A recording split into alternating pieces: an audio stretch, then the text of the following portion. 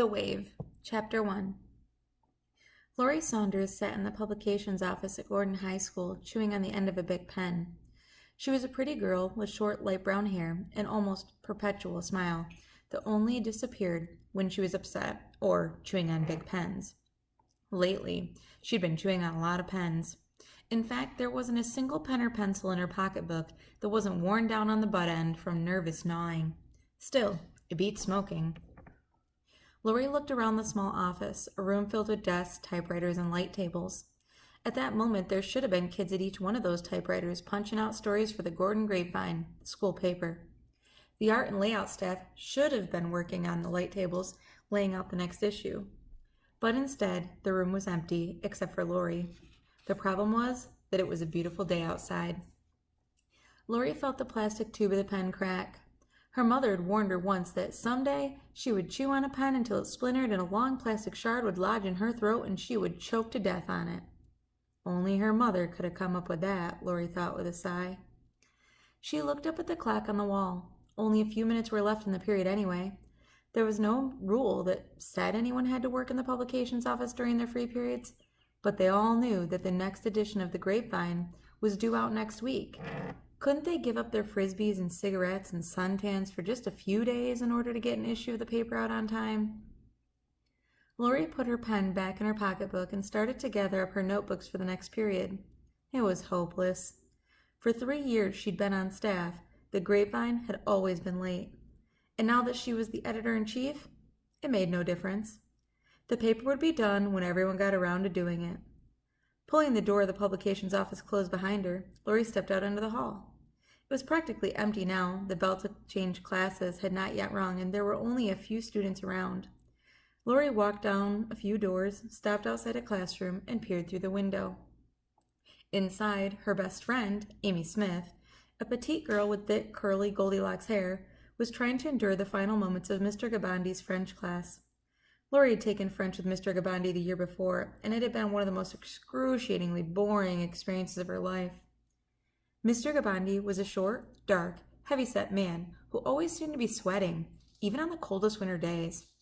When he taught, he spoke in a dull monotone that could easily put the brightest student to sleep. And even though the course he taught was not difficult, Lori recalled how hard it had been to pay enough attention to get an A. Now, watching her friend struggle to stay interested, Lori decided she needed some cheering up.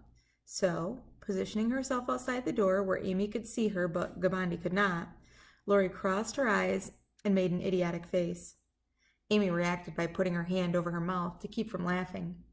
Lori made another face, and Amy tried not to look, but she couldn't help turning back to see what her friend was doing next. Then, Lori did her famous fish face. She pushed her ears out, crossed her eyes, and puckered her lips. Amy was trying so hard not to laugh that tears started to roll down her cheeks. Lori knew she shouldn't make any more faces. Watching Amy was too funny. Anything could make her laugh. If Lori did any more, Amy'd probably fall out of her seat and roll into the aisle between the desks. But Lori couldn't resist. Turning her back to the door to create some suspense, she screwed up her mouth and eyes and then spun around. Standing at the door was a very angry Mr. Gabandi. Behind him, Amy and the rest of the class were in hysterics. Lori's jaw dropped, but before Gabandi could reprimand her, the bell rang, and his class was suddenly spilling out into the hall around him. Amy came out holding her sides in pain from laughing so hard. As Mr. Gabandi glared at them, the two girls went off, arm in arm, toward their next class, too out of breath to laugh any more. In the classroom where he taught history, Ben Ross crouched over a film projector trying to thread a film through the complex maze of rollers and lenses. This was his 4th attempt, and he still hadn't gotten it right. Frustrated, Ben ran his fingers through his wavy brown hair. All his life he had been befuddled by machinery. Film projectors, cars, and even the self-service pump at the local gas station drove him bananas. He'd never been able to figure out why he was so inept in that way, and so when it came to anything mechanical, he left it to Christy, his wife. She taught music and choir at Gordon High, and at home she was in charge of anything that required manual dexterity. She often joked that Ben couldn't even be trusted to change a light bulb correctly. Although Ben insisted this was an exaggeration, he had changed a number of light bulbs in his life and could only recall breaking 2 in the process. Thus far in his career at Gordon High, Ben and Christy had been teaching there for 2 years. He had managed to hide his mechanical inabilities, or rather, they had been overshadowed by his growing reputation as an outstanding young teacher. Ben's students spoke of his intensity, the way he got so interested and involved in a topic that they couldn't help but be interested also. He was contagious, they'd say, meaning that he was charismatic. He could get through to them. Ross's fellow faculty members were somewhat more divided in their feelings toward him.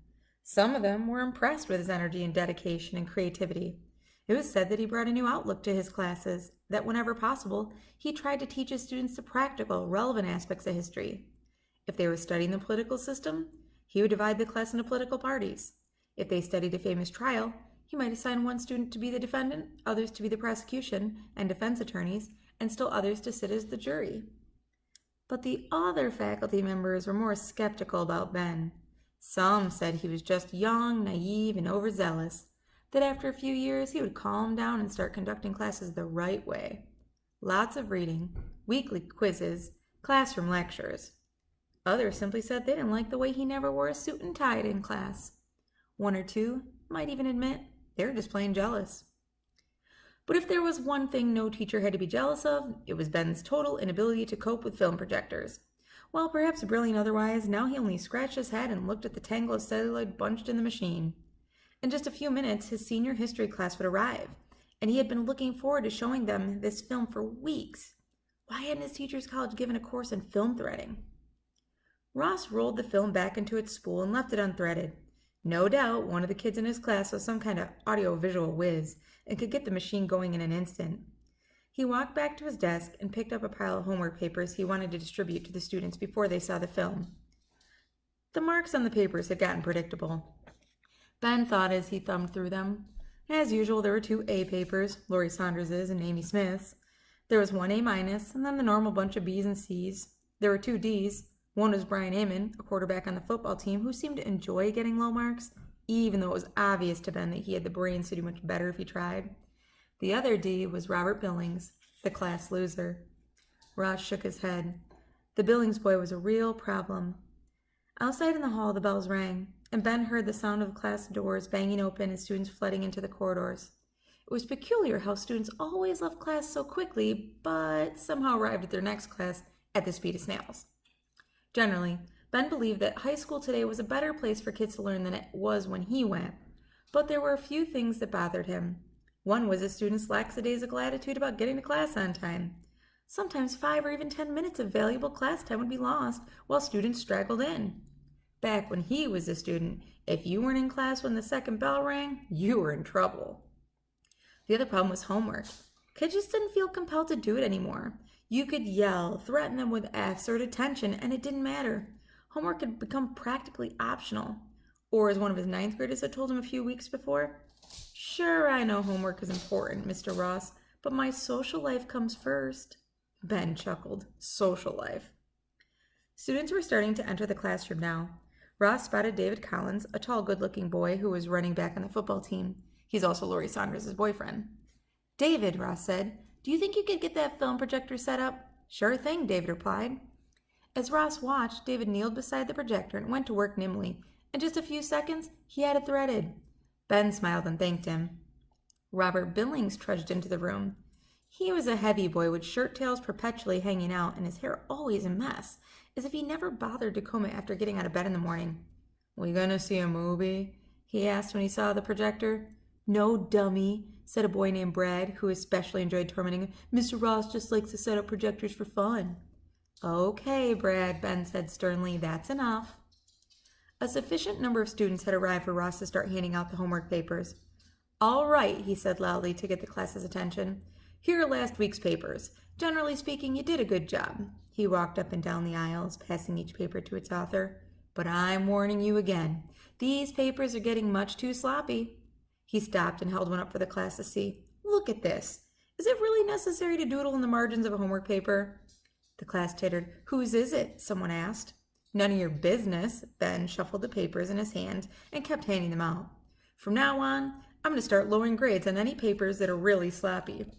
If you've made a lot of changes or mistakes on a paper, make a new neat copy before you hand it in. Got that?" Some members of the class nodded, others weren't even paying attention.